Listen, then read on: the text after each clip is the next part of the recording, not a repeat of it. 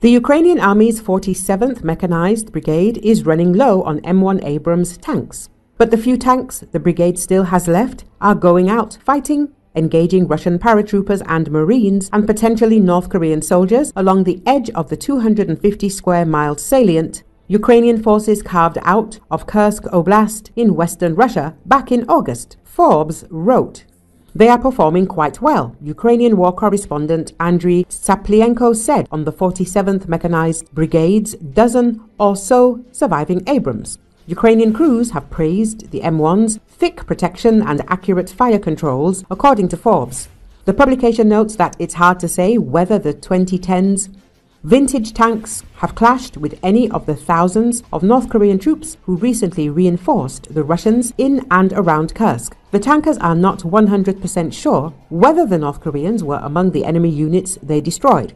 Tsaplienko noted, because the machine gun cannot see the enemy's face. The Forbes says that 47th Mechanized Brigade defends a length of the front line just east of the village of Novoye Vanovka on the western side of the salient. A pair of Russian formations, the 56th Airborne Regiment and the 155th Naval Infantry Brigade, apparently has been trying to advance from Novoye Vanovka in order to gain control of the neighboring village Leonidovo, a mile to the east along a country road. That road and its branches are equally critical to both sides and equally dangerous. Russian operators flying new fiber optic drones recently immobilized one of the 47th Mechanized Brigade's M1s as the tank rolled down the road. The drones, which are jam-proof because they send and receive data via the fiber instead of the radio, repeatedly hit the 69-ton, four-person Abrams in its engine compartment. The crew survived, according to Rob Lee, an analyst with the Foreign Policy Research Institute in Philadelphia, who has been in contact with the 47th Mechanized Brigade. The drones were unable to penetrate either the turret or the hull elsewhere while we were inside, one of the tankers told Lee. That particular M1 was protected by locally installed anti-drone netting and reactive armor blocks, as well as its factory-installed armor. The 47th Mechanized Brigade told Lee the damaged M1 may be recoverable. According to Forbes, more M1s are coming, but not from the United States. Australia pledged 49 surplus M1s back in October. That's more than enough fresh Abrams to restore the 47th Mechanized Brigade's tank battalion because back to its full strength of 31 tanks, while also equipping a second battalion.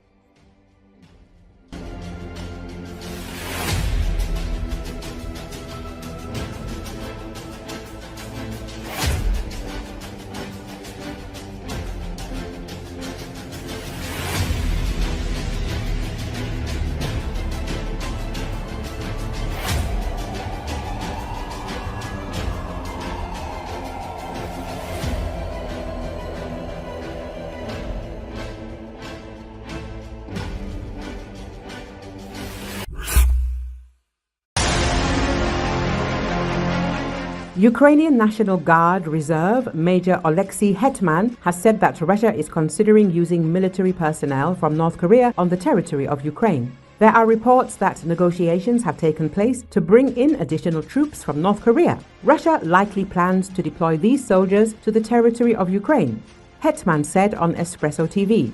Hetman noted that the number of North Korean soldiers fighting for Russia is gradually increasing and Russia intends to involve them further in its military operations. However, Hetman raised questions about Russia's plans. According to Russian strategy, they aim to fully retake the Kursk region by January the 20th. But if that's the case, why do they need extra forces?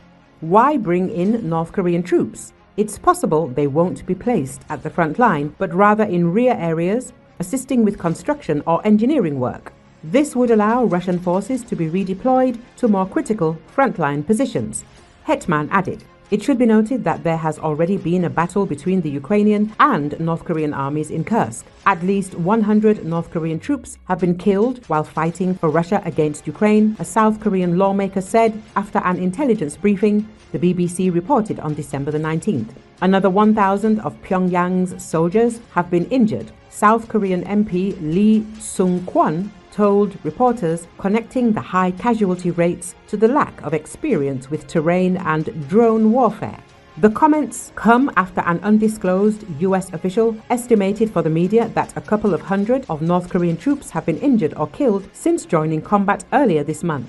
Pyongyang has dispatched over 10,000 of its soldiers to help eastern Ukrainian troops fighting in Russia's Kursk Oblast since early August, Kyiv and Western officials said. Within the Russian military, complaints have reportedly surfaced that the North Korean troops, due to their lack of knowledge about drones, are more of a burden than an asset, Lee Sung-kwon said in comments quoted by the BBC.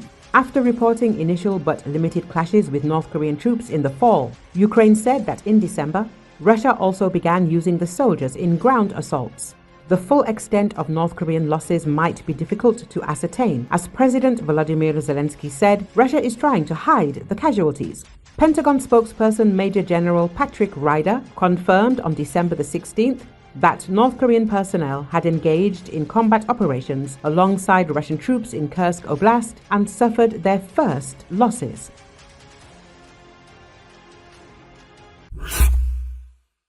At the beginning of the war, the Russian Federation transferred about 2,000 tracked howitzers to Ukraine, and over the 34 months of the war, the occupiers lost at least 800 of them. As Forbes writes, the production of new howitzers is currently lagging significantly behind demand. The once huge stockpiles of old howitzers from the Soviet era have been reduced, perhaps by half. Against the backdrop of a shortage of mobile artillery in the Russian Federation, North Korea has handed over its howitzers to the occupiers for the second time in 6 weeks. They were spotted moving by train. The publication notes that this does not so much demonstrate close relations between the countries as it shows the dependence of the Russians on North Korean weapons. As is known, the M-1 howitzers fire 170mm shells, which is an unusual caliber. As Estonian analyst Artur Rehi explains, most Russian guns fire 122mm or 152mm shells. North Korea has sent potentially millions of these shells to Russia so that the invaders could potentially fire more than 10,000 shots a day. Until this winter, North Korea supplied artillery ammunition of the calibers that Russia can produce itself. It is indicated that the Russians' problem was production capacity, not ability. That is, if Pyongyang turns its back on Moscow, the Russians will not lose artillery, they will just use it less often. Now, with the arrival of the M-1 the situation is changing. This self-propelled gun is the only 170mm howitzer in the world. Therefore, it is quite possible that all the factories that produce shells for it are located in North Korea. This further deepens Russia's dependence. More than a year ago, Ukrainian analytical group for intelligence Insight reported on the first million North Korean shells that had arrived in Russia. The question then arose as to what exactly the DPRK had received in return.